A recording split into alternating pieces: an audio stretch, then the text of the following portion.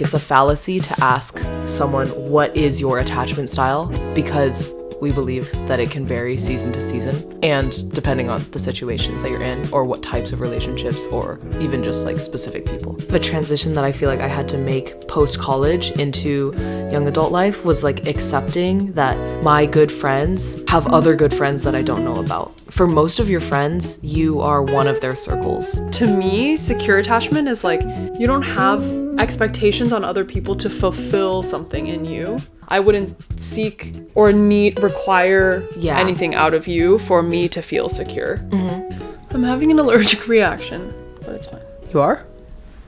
To what? Me? Oh no. What are we going to do? Mario! Just gets progressively more, I don't know her. This past week we had a friend visiting, and because I don't know her that well, we don't really know each other that well, all of like my vocal tics or like random quirk things would like catch her off guard. I would be like, wahoo! And she'd be like, why did you just Yoshi? The thing is like the world doesn't understand your vocal tics because no one else does it. You say a bunch of random stuff. Like people who do vocal tics, it's like a TikTok sound. Or like what's that like, one? No, cause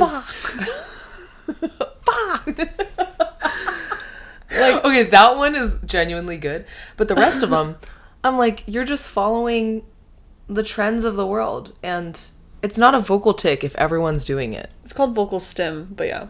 But that's not what we're here to talk about today. No, it's not. What are we talking about today, Cinder? It's been a minute since it's just been just the two of us. We can make it if we try, just the two of us. Yeah, swag. That should be our intro. Wait, but then what if we have a guest? What are we gonna do? Just the three of us. Nah, nope. That's not working.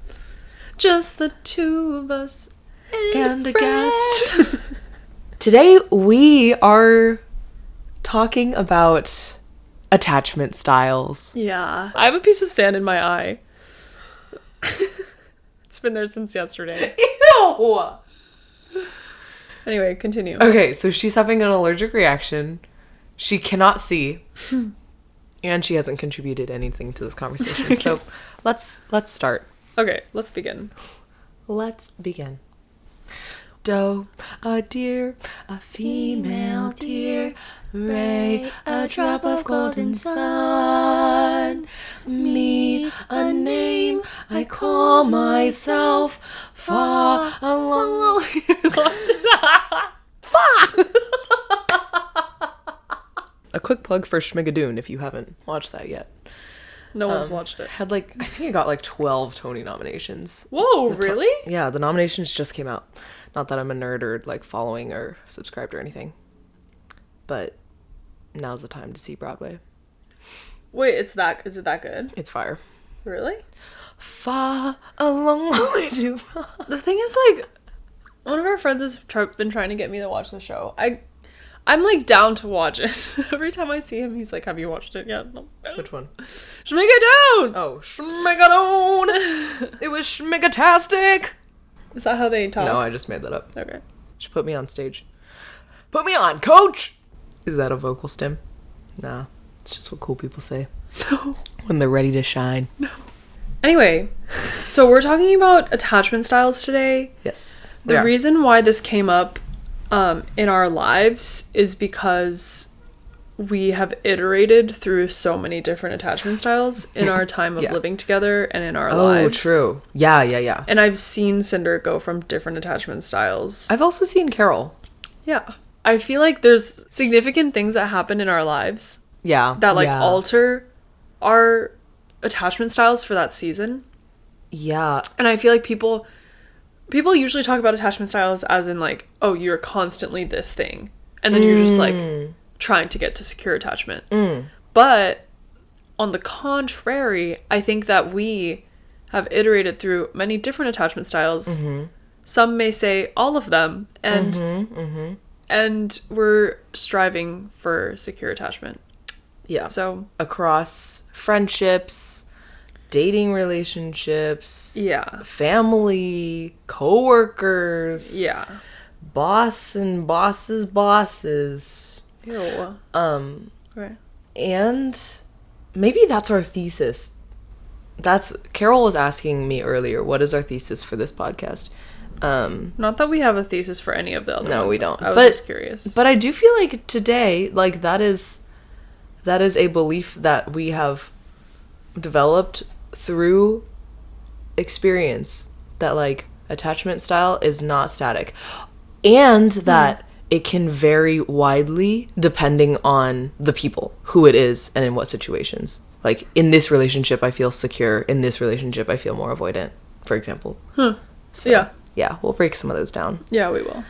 Without hopefully exposing ourselves too much. Yeah, true. This is a vulnerable topic. Thank you for being here and sharing with us. It's gonna be mostly her sharing. We were gonna start with the 4 different attachment styles, and we're just gonna read it out loud. Yes. And just to level set here. Just to level set everyone, and also for us to live react. Okay. Are we ready for this? Okay, let me kick us off with the 4. Okay. The first is called the anxious, also called preoccupied, and it's like high on anxiety, low on avoidance. The second is the avoidant style, also known as dismissive, which is high on avoidance, low on anxiety. The third is disorganized, also known as fearful avoidant, and that is high on both anxiety and avoidance. Oof. And then the fourth one is secure. And that's which is like self-explanatory. Yes. Low avoidance, low anxiety. Would you like to read anxious for us? Yes, I will. How does anxious preoccupied attachment style manifest in adults? Oh man. I took a little pre-read and I'm like bracing myself right now. So now you know what Cinder is. Just kidding. Adults with anxious attachment style tend to have a negative self-view, but a positive view of others. And we'll just stop it right there. This means they may view their partner as their literal better half. Because someone... Partner or friend or... Yeah. But yeah. True. Because someone with this attachment style deems themselves to be less worthy of love in comparison to other people, the thought of living without their partner or friends or being alone in general causes high levels of anxiety. In other words, they deeply fear abandonment. The perceived absence of support and intimacy can lead someone with the anxious attachment style to become to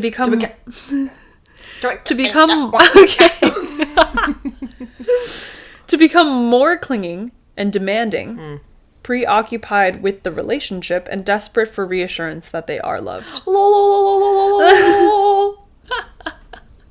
This is not funny. It's a very serious matter. In a nutshell, people with this attachment style value their relationships highly, but are often hyper-vigilant towards threats to their security. Vigilant, but thank you.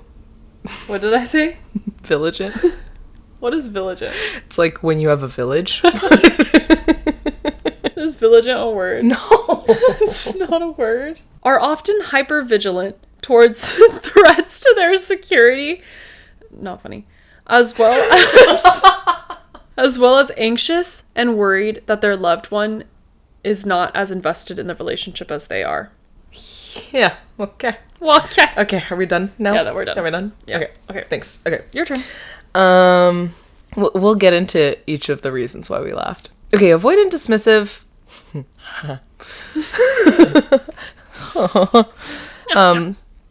People with this style tend to have a positive self-view and a negative one of others. It's funny. What are you laughing at? It's just funny. You hate people? No. Consequently, they foster a high sense of independence and self-sufficiency, especially on an emotional level. They tend to believe that they don't have to be in a relationship to feel complete, which is probably healthy to an extent, but anyway. They don't want to depend on others or have others depend on them or seek support and approval in social bonds. Interesting.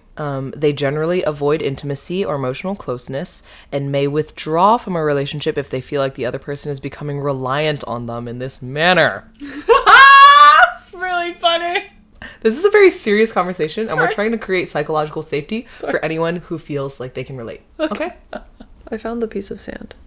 Good. They also tend to hide or suppress their feelings when faced with a potentially emotionally dense situation such as conflict. Okay, next one. Disorganized, fearful avoidant. Yeah. People with this attachment style tend to vacillate or flip-flop between the traits of both anxious and avoidant depending on their mood and their circumstances. For this reason, they might show confusing and ambiguous behaviors in their social bonds. For people with this attachment, the relationships they're in are often a source of both desire and fear. On one hand, these people do want intimacy and closeness, but on the other hand, experience trouble trusting and depending on others. What the heck? Why is she looking at me? People with this attachment style struggle to identify and regulate their emotions and tend to avoid strong emotional attachment due to their intense fear of getting hurt. Oh, man. Okay, secure. Secure attachment. The 3 attachment styles covered so far, they're characterized by difficulties with cultivating and maintaining healthy relationships. In contrast, the secure attachment style implies that a person is comfortable expressing emotions openly. Therefore, adults with a secure attachment style can depend on their partners and, in turn, let their partners rely on them. Relationships with someone with secure attachment style are based on honesty, tolerance, and emotional closeness. Dang. Although someone with this attachment style often thrives in their relationships, they also don't fear being on their own. Secure attachers tend to have a positive view of themselves and others, so they do not overly seek external approval or validation. They can successfully identify and regulate their own emotions, and even help a partner to do so with theirs. Dang. Great. That just sounds like the ideal perfect human being. Honesty, tolerance, patience. Yeah. Nice. Self-regulation. Anyway, well, that sounds great. It does. So, something that I thought of is oftentimes when this conversation topic comes up, people will be like, okay, what's your attachment style? But I think what we are like leading with is like, it's a fallacy to ask someone, what is your attachment style? Because we believe that it can vary season to season over the course of your life. And depending on the situations that you're in or what types of relationships or even just like specific people that you're around. I do think though that it holds true of like generally. Maybe you have like a default, Yeah. like one more than another. Because remember there was like the oscillating one? The disorganized. Yeah. Like I feel like that one is probably like you want connection but then you don't, and then like you're avoiding but then you want it. And I feel like that's kind of like the oscillating between the two when it varies between like people. Oh, yeah. That's true. I've also been, I feel very blessed to have experienced relationships that through the other person's care, for example, or through our conversations, I've grown to feel extremely secure in those specific instances, even if like my default, for example, is more anxious. And so it gives me some peace of mind that like, it's not like I'm stuck in this place, you know?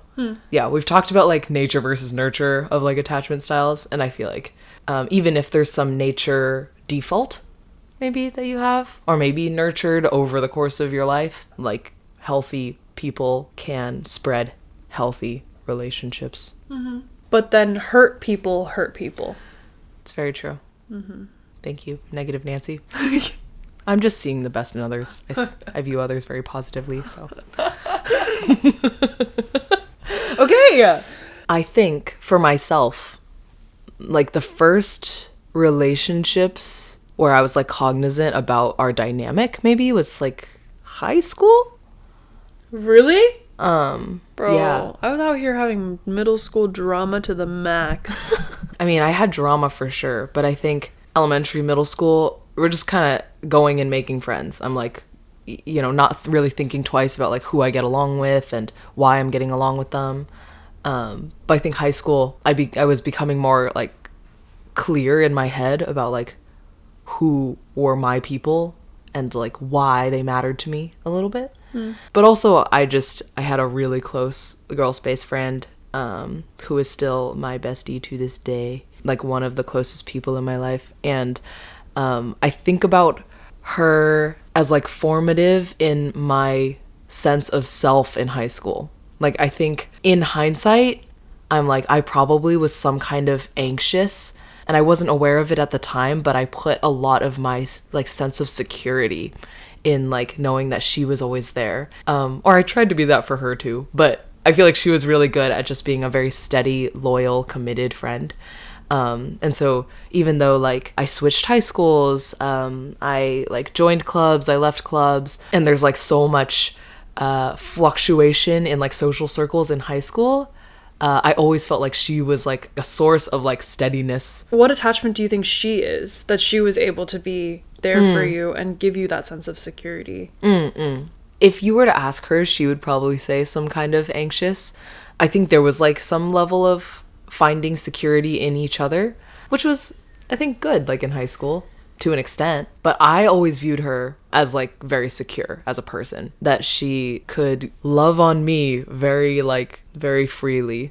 I think because I'm more extroverted, I would like go out, like try all these different clubs. I would like go try a new thing and then come back to her kind of type thing. And she was just always there. And I feel like that requires a lot of self-assurance or security to let a best friend in high school like go wander off and come back. Yeah. Ooh. Ooh. Yeah. To her. Yeah. So true, bro. You really put up with a lot. Yeah, she did. Thank you. I love you. That was the beginning of me. What about you? I feel like middle school was like formative years. I don't know. I feel like people talk about like middle school girls being like actually stupid and bullies. Were you the bullied or bullied your... I was definitely the bully at some point. I feel like in middle school, girls just want friends.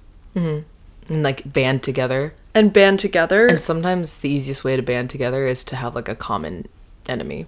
Yeah. Which literally, like, we look at our political system today and we're like, we're just middle school girls. Okay. We just need a common enemy. Oh, okay. Well, thank you for that Right. social commentary. Yep, you're welcome. You're welcome. More where that came from. Okay. Anyway. So I feel like middle school was like formative for me. Like, I was like the ousted one, and I was also the one who ousted. And I just feel like being in that environment, I have always craved like security and friendship. Yeah, and I remember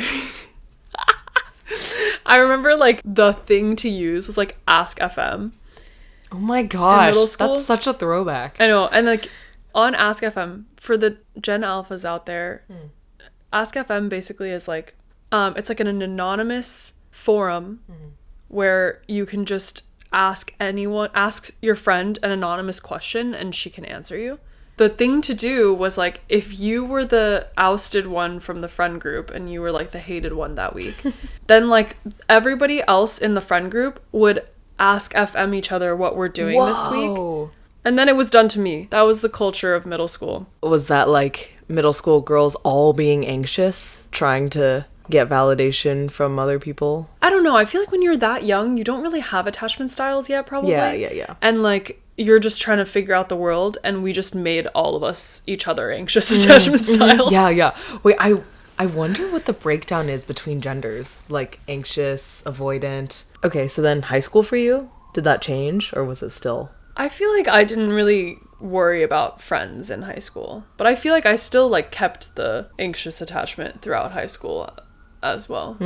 Yeah. But Okay. we just all cared about school a little bit more. Okay. What about going into college?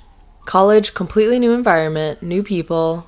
For me, I feel like through that one friend in high school, I developed a pretty strong sense of self. And I'm very, like, again, I feel very grateful for that. But I think that allowed me to at least kick off college with a positive sense of self and a positive sense of others. Of course, I was very naive and, like, idealistic, too. No, when I met her, I truly thought she was like the most secure person ever. I was like, oh, like, I feel like, you know, you don't like care about what other people think about you. My image of who she is, there's this clip of her just like jumping up and down and being like, oh my gosh, gosh, I love everything. And like, that's just the vibe she gave as a freshman in college. So I was like, she must be the most secure person ever. And honestly, I like feel like that was pretty accurate to an extent. Yeah. I just loved everything and everyone. Yeah. Yeah. And that's a very like privileged thing to be able to feel. And then of course you're smacked in the face with like, I am dumb and everyone else around me is grinding and there's comparison, and we went to a school that like breeded depression and stress. Okay, yeah, true. So, you know, that came and went, but I'm grateful that I like started college at least with a sense of security, which I think made me very open to like fostering deep friendships quickly. Yeah. Yeah. But I wonder, not to be your therapist, but I wonder if you like lost that friend that you had like a lot of security in. Like what if? Yeah. Then like your sense of security would have been, or like your attachment style would have changed drastically. Like probably. if for whatever reason we like stopped talking to each other or something. Yeah. Yeah. This friend, like we ended up going to the same college, and we didn't get to talk as like nearly as frequently, of course, as in high school, but I always felt like I could go back to her. And again, this is what makes me feel like she's secure. Yeah. Or she didn't expect anything out of you. Yeah. And in hindsight, I like feel bad. Like I feel like she put up with that as I like went out and explored.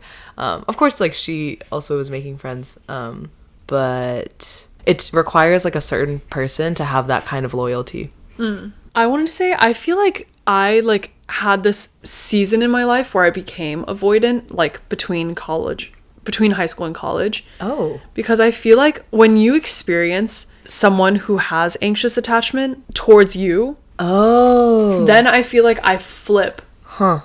Like when I'm on the receiving end of anxious attachment, I'm like, oh my gosh, this is like way too much, and I'm gonna close off from you, and like yeah. And then I feel like I had a season of being avoidant after that. So why I was like glancing at you as I was reading the disorganized was like I thought of, I didn't know you as well like going into college, but I'm thinking later on in our shared years of living together where I've seen you flip. And like, and then like, was it not even like 2 weeks ago when we first thought of this idea of talking about attachment styles, you mentioned that now today, or like tell me if this is accurate, but like you have like mental like alarm bells that will like go off, or like flags if you feel like somebody is becoming too attached to you. Oh yeah. Or like seeking you to fulfill expectations in their mind that might be too high for like what you feel like is a healthy amount of dependence. Yeah. And I wonder if that comes from this, you having experienced like people being extremely attached or like dependent on you for their validation. Oh yeah. What can I say? I'm just disorganized in attachment and under her bed. Excuse you. Everything is so organized under my bed. She loves bringing this up. She loves bringing this up because last time we moved out, we found like 2 claw clips under my bed. She's like, oh my gosh, you're so disorganized. And a t-shirt. Yeah, that's true.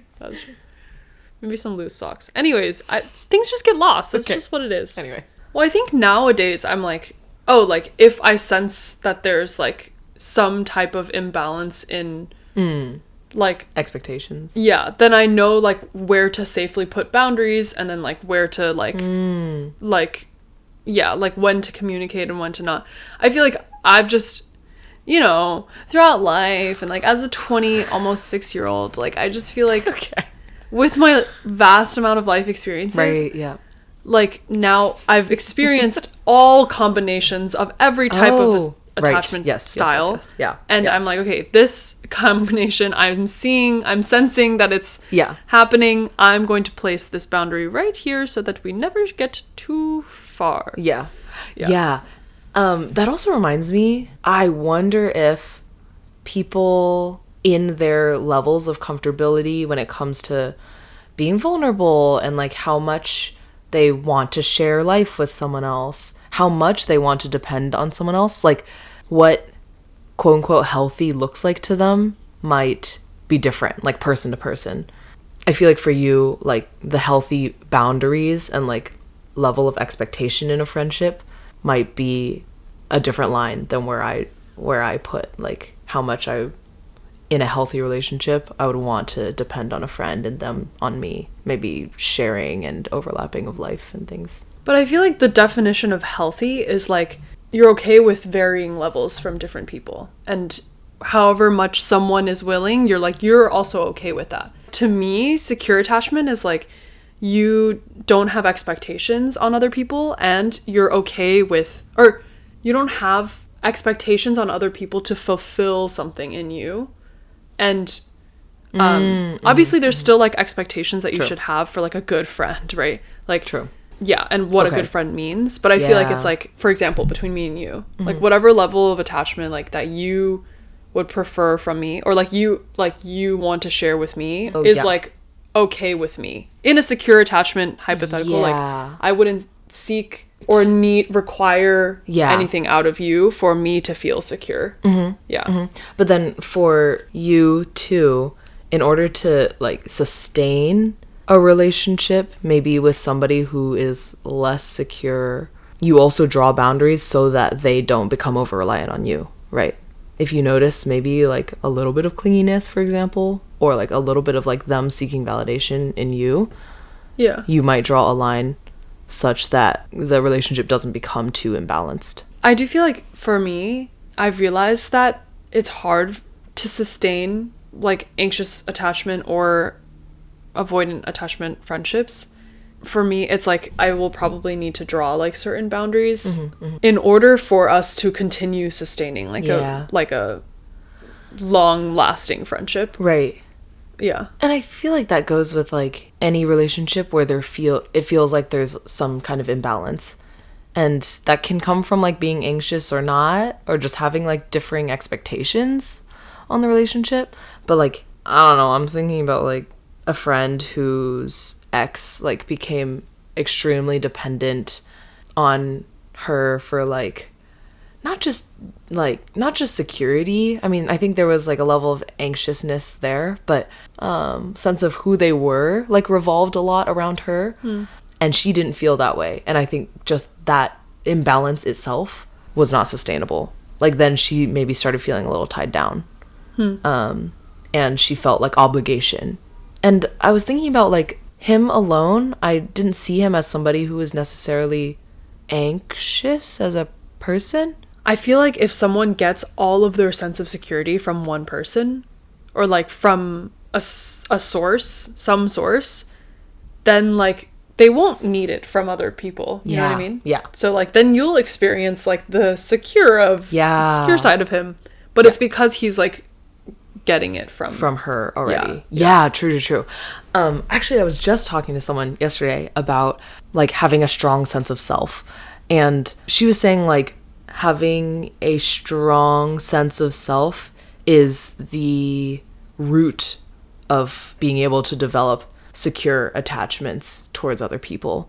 If you don't have a strong sense of self, she was like, she's a therapist now, but she was like, that can manifest very easily as you become like non-confrontational and a people pleaser. You want other people to decide for you like how you show up, so that you can blend, you can fit in, and you can feel like you belong, and then you can get like validation from other people on like who you are.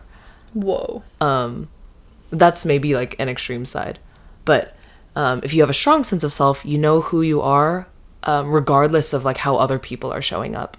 And that also means that your confidence is not like fluctuating based on how other people see you, which is cool. And I do think I've been there. I do think starting college, maybe like when we first met, I had like strong sense of self. Yeah. And I probably fluctuate between that and anxious. I think in contexts or environments that we have talked through many of, there are like spaces where I feel more or less like compared to or hyper aware of what other people think of me, more or less self-conscious. And I think in the environments where I'm not as worried about like being compared to. I can let all of my quirks out and feel very confident. Yeah, feel like the quirks are what make me who I am and embrace those rather than try to hide and fit in.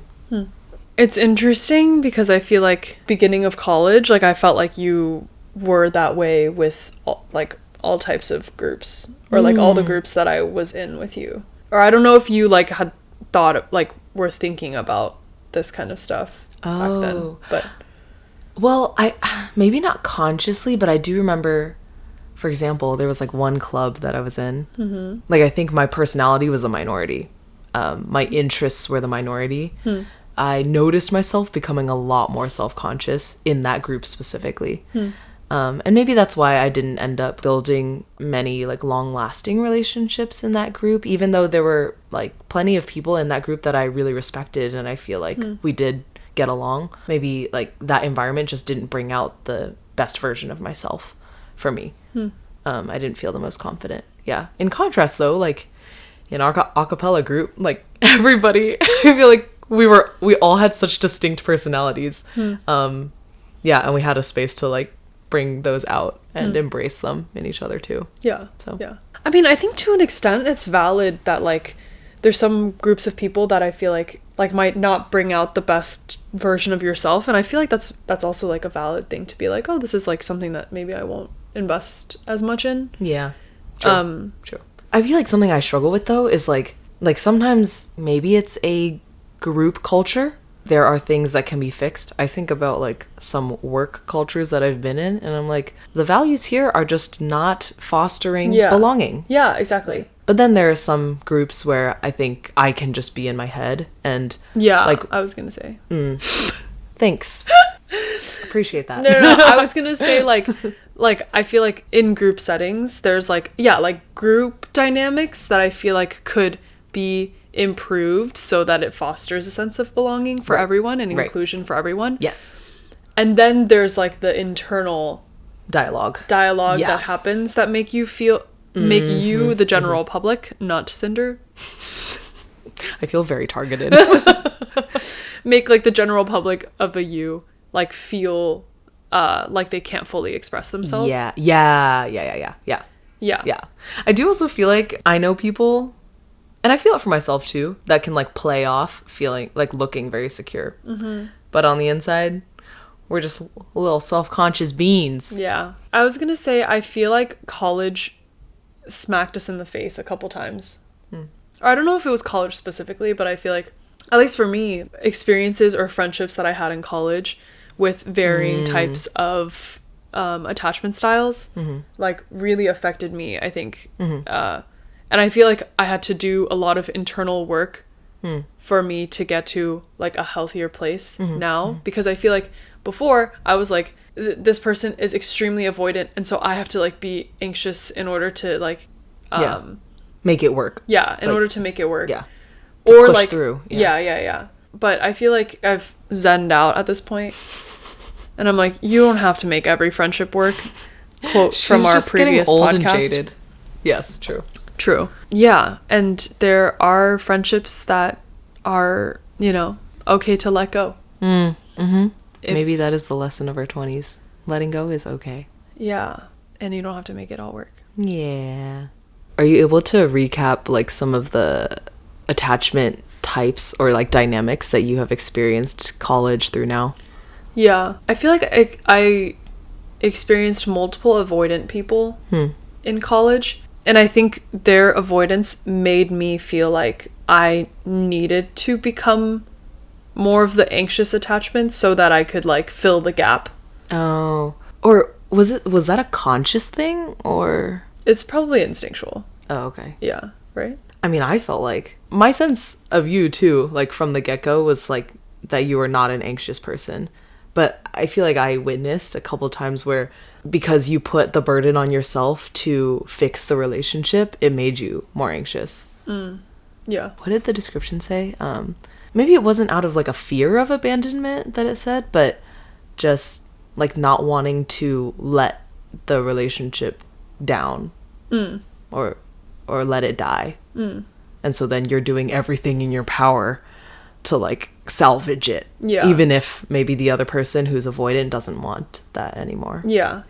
I feel like at the end of the day, if I need to salvage a friendship like that, then there's some part of security in me that I'm looking for in a friendship. Yeah. Possible. I think at this point in my life, like, I don't define myself by the friendships that I have or like the relationships that I have. And because of that, like, I can let it go. If friendships need to if I need to draw boundaries in order to keep like friendships going, you know, because friendships are still like a beautiful thing, and it's like still like very mutually beneficial, and like it's good to keep them. But then like now I'm able to like draw the boundaries that I need to draw, or like if I need to let one go, then it is what it is, and you send them off. You send them off to make friends with other people. Yeah. And I guess there's like a healthy amount of not having expectations on like where the friendship goes, which it sounds like that like frees you up to even welcome in relationships where like you don't know if it's going to last or not. Yeah, definitely. Yeah. And I feel like in our previous podcast, when we talk about like, oh, like when friends move away, when friends like, when life stages changes, when like in our previous podcast, we talked about like the lessons that we've learned in our 20s about friendship. Like all of these lessons, I feel like come out of all of these different struggle bus relationships that we had like for the past couple of years. Yeah. And at this point, you can't really like define friendship the way that we used to define it when we were like in high school, where like you're like bestie foreversies and you would like make friendship bracelets together forever. Yeah, now it's like people have their other priorities, like, but when you come together and when you like are able to share a moment of good friendship, like it's still like a beautiful thing. Yeah. Oh, that reminds me of a transition that I feel like I had to make post-college into young adult life, was like accepting that my good friends have other good friends that I don't know about. For most of your friends, you are one of their circles. And I think that was hard for me to accept at first. Maybe because in college, like, the attachment is built off of your entire lives are shared. Now, post-grad, I remember talking to one of my coworker friends about this. Like, we were in the same new grad cohort, and there was like a moment of realizing, like, yeah, we see each other during the day, and now we're gonna get on the subway and go home to a completely different set of people that we don't know about in each other's lives. And that's good, and we like celebrate that, or we want that for each other. That was just a complete flip from college. Yeah, that's true. Yeah, you go to class together, you study together, you go home together. Yeah. Or maybe it was hard to accept in the beginning because I felt a little anxious about that. The part of the description of the anxious attachment style where you're afraid that they're gonna leave you, I'm like, oh, if they have other friends, like, they could just leave.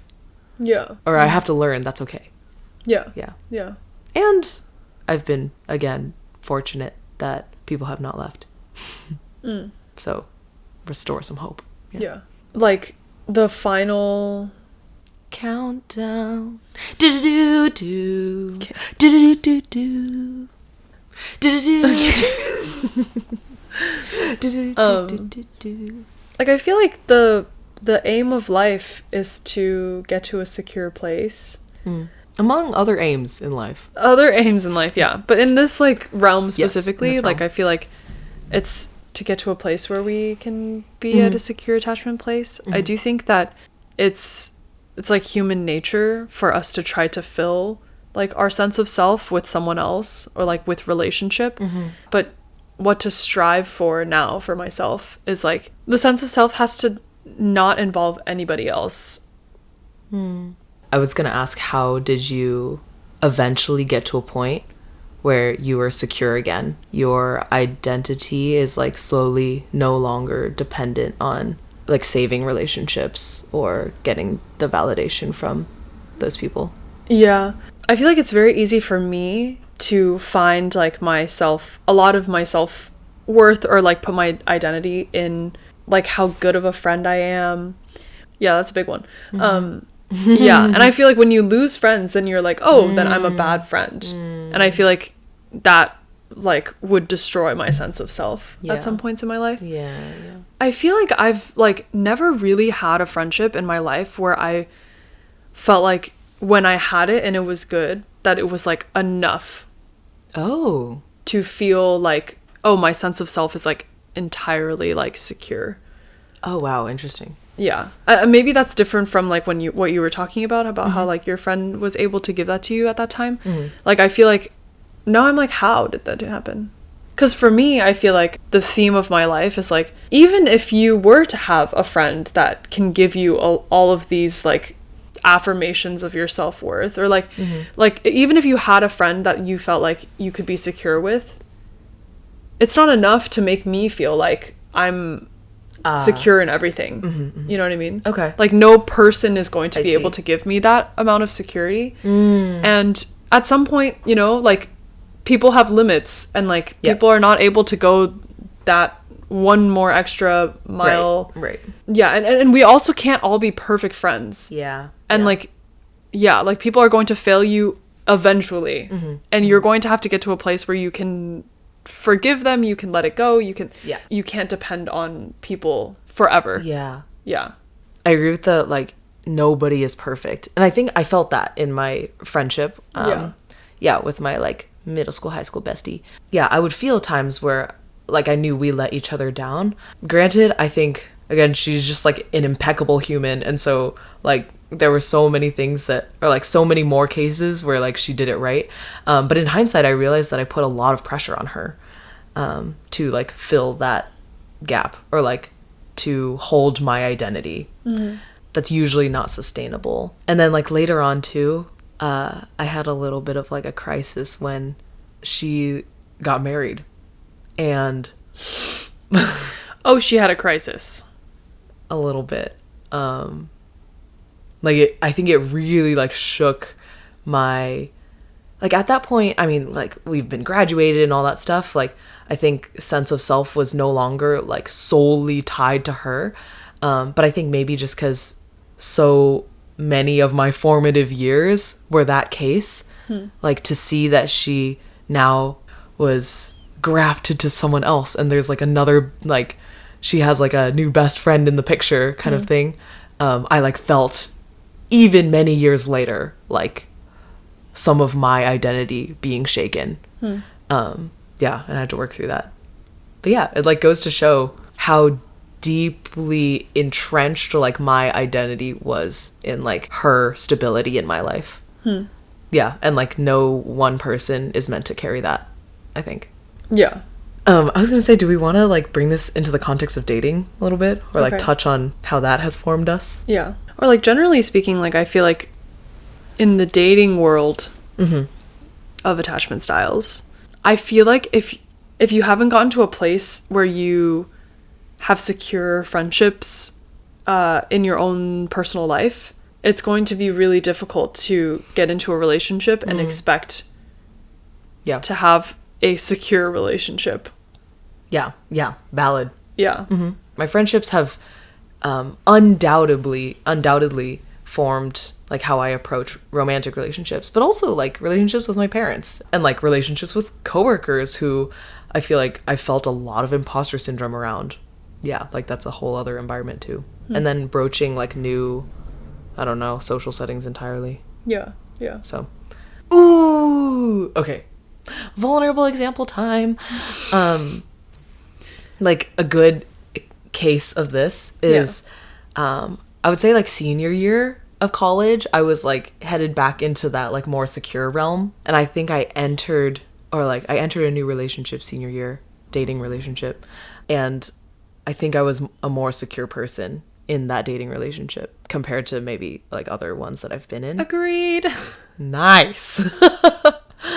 And I mean, I didn't like mentally clock that about myself at the time, but in hindsight, I'm like, yeah, I think I was not reliant on like that person to fulfill any like sense of self or get any validation from that person.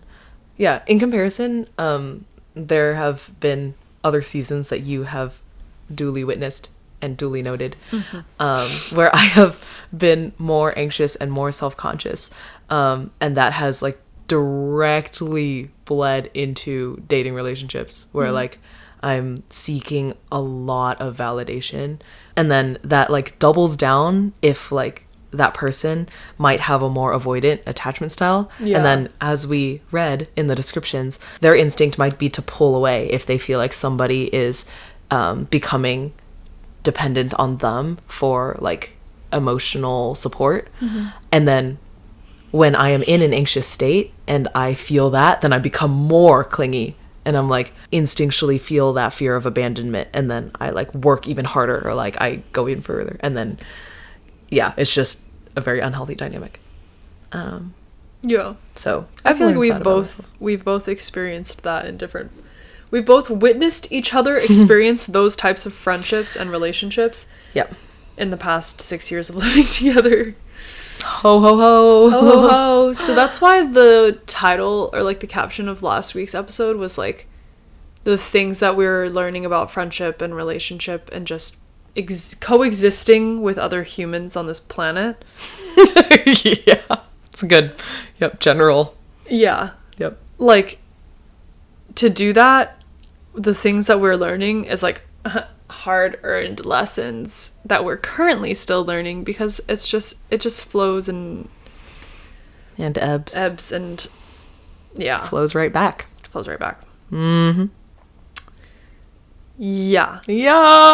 I feel like at the end of the day, your sense of self just has to come from not anybody. And yeah, that is a really tough place to get to. It's an ongoing thing. Yeah. And I think, at least for me, like some weeks are better than others. Some months are better than others. Yeah. Some situations are more conducive than others. Yeah.